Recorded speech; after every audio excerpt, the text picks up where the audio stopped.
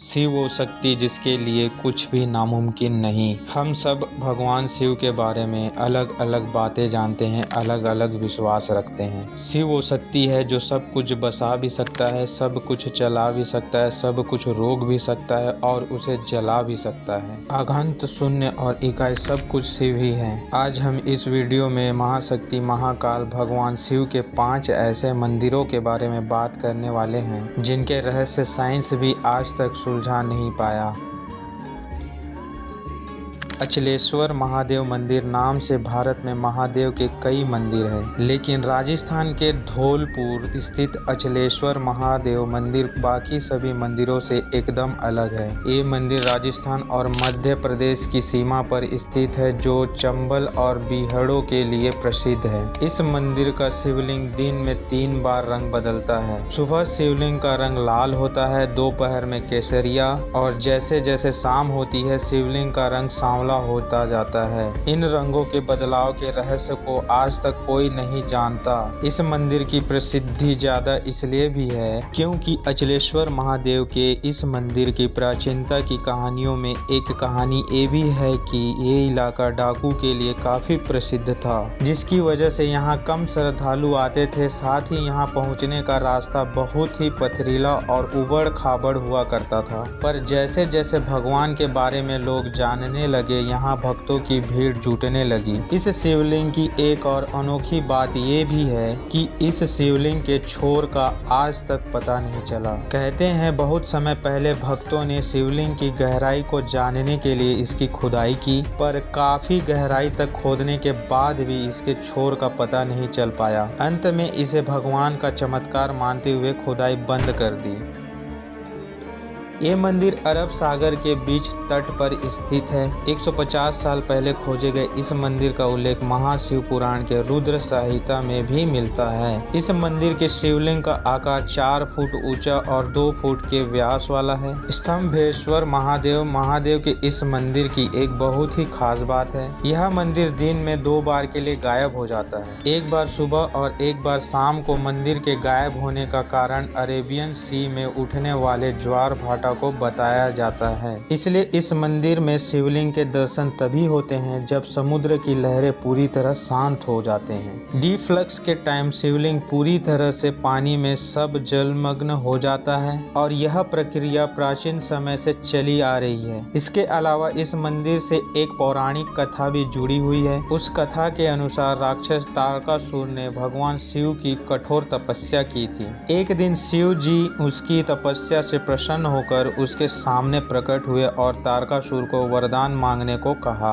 और इसलिए तारकासुर ने शिव से वरदान के रूप में उनसे मांगा कि मुझे सिर्फ शिव जी के पुत्र ही मार सके, और वो भी तब जब उसकी आयु केवल 6 दिनों की हो। शिव जी ने वरदान तारकासुर को दे दिया और अंत ध्यान हो गए, और वरदान मिलते ही तारकासुर हाहाकार मचाने लगा, जिससे डरकर सभी देवताओं को शिव जी के पास जाना पड़ा। और सभी देवताओं के आग्रह पर शिव जी ने उसी समय अपनी शक्ति से श्वेत पर्वत कुंड से 12 हाथ वाले पुत्र को उत्पन्न किया, जिसका नाम कार्तिकेय है। और इसके बाद कार्तिकेय ने 6 दिन की उम्र में ही तारकासुर का वध कर दिया। लेकिन जब कार्तिकेय को पता चला कि तारकासुर भगवान शिव का भक्त था तो वो काफी व्यथित हो गए। फिर भगवान विष्णु ने कार्तिकेय से कहा कि तारकासुर के वध के स्थान पर एक शिवालय बनवा दें, इससे उनका मन शांत होगा। और भगवान कार्तिकेय ने ऐसा ही किया, और फिर सभी देवताओं ने मिलकर वहीं सागर संगम पर एक वर्ल्ड स्टैंडर्ड पिलर की स्थापना की, आज जिसे स्तंभेश्वर तीर्थ के नाम से जाना जाता है।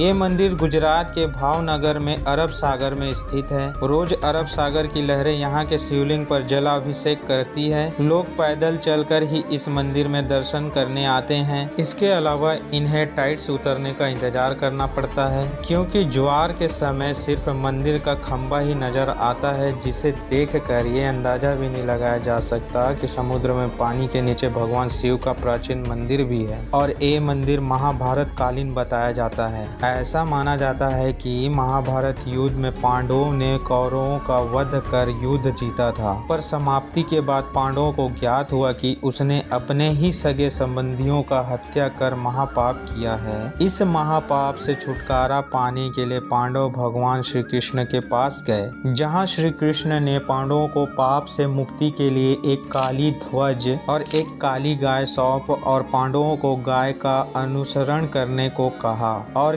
कहा कि जब गाय और ध्वज का रंग काले से सफेद हो जाए तो समझ लेना कि तुम सबको पाप से मुक्ति मिल गई है। साथ ही श्री कृष्ण ने पांडवों से ये भी कहा कि जिस जगह ये चमत्कार होगा वहीं पर तुम भगवान शिव की तपस्या भी करना। पांचों भाई भगवान श्री कृष्ण के कहे अनुसार काली ध्वजा हाथ में लेकर काली गाय अपने पीछे पीछे लेकर चलने लगे। इसी क्रम में वो सब गए, कई दिनों तक अलग अलग जगह पर गए, लेकिन गाय और ध्वज का रंग नहीं बदला। पर जब वो वर्तमान गुजरात में स्थित कोहली आंख तट पर पहुंचे तो गाय और ध्वजा का रंग सफेद हो गया। इससे पांचों पांडव भाई बड़े खुश हुए और वहीं पर भगवान शिव का ध्यान करते हुए तपस्या करने लगे। भगवान भोलेनाथ उनकी तपस्या से खुश हुए और पांचों पांडवों को शिवलिंग रूप में अलग अलग दर्शन दिए। वहीं पांचों शिवलिंग आज भी स्थित है और पांचों शिवलिंग के सामने नंदी की प्रतिमा भी है। पांचों शिवलिंग का वर्गाकार चबूतरे पर बने हुए हैं। इस चबूतरे पर एक छोटा सा पानी का तालाब भी है जिसे पांडव तालाब कहा जाता है। श्रद्धालु पहले उसमें अपने हाथ पांव धोते थे और फिर शिवलिंगों की पूजा अर्चना करते थे, जो कि यहाँ पर आकर पांडवों को अपने भाइयों की हत्या के कलंक से मुक्ति मिली थी और इसलिए इसे निष्कलंक महादेव कहते हैं। ऐसा माना जाता है कि इस मंदिर की स्थापना भगवान राम ने खंड और दूषण के वध के बाद अपने भाई लक्ष्मण के कहने पर की थी, जिसकी स्थापना स्वयं भगवान लक्ष्मण ने की थी, इसलिए इसे लक्ष्य लिंग भी कहा जाता है। इन 1,00,000 छिद्रों में से एक छिद्र ऐसा भी है जो पातालगामी माना जाता है, क्योंकि उसमें जितना भी जल डालो वो सब उसमें समा जाता है। और इन्हीं छिद्रों में से एक छिद्र अक्ष कुंड भी है, क्योंकि उसमें जल हमेशा ही भरा रहता है। और ऐसा माना जाता है कि लक्ष्य लिंग पर चढ़ाया गया जल मंदिर के पीछे कुंड में चला जाता है। लक्ष्य लिंग जमीन से करीब 30 फीट ऊपर है और इसे स्वयंभू लिंग भी माना जाता है।